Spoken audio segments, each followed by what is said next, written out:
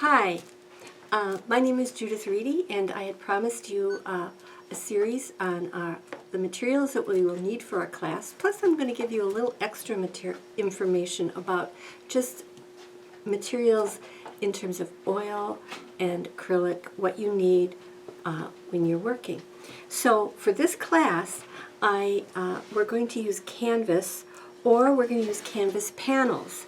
And I want the canvas panels to be 11 by 14 inches by or 12 by 12, or anything smaller than that, as long as it's not as small as 8 by 6. You could have 8 by 10 and anything in between there. You can have, this is a canvas, it's stretched.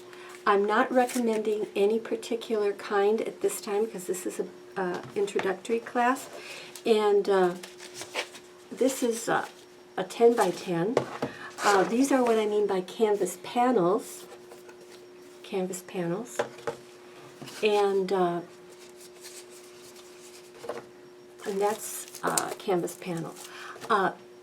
Canvas is generally made out of cotton, premier cotton, studio cotton, or stretched, you have that stretched canvas that's wrapped around. You can have it made out of linen, but for our purposes we're going to use cotton. And the canvas is generally primed. If you like a smoother surface, you can use a gesso. Liquitex is one. Other companies that are acrylic-based canvas, acrylic-based, you can lay over in a couple layers, and that will smooth the surface a little bit. It's not essential, but if you like working on a smoother surface, you can. Now, besides what we're going to be using in class, which is this, and this can be used either with oil or acrylic, you can also paint on what's called hardboard, which in this case I primed it, and I toned it with a very opaque tone, and which was mixture of gesso and some pigment. And so that would be another way of working with primed hardboard. You can also use a material called aquaboard. So, and you prepare the surface for this, in this case, with gesso, if you want a smoother surface. And that would be your foundation for what you would be painting on.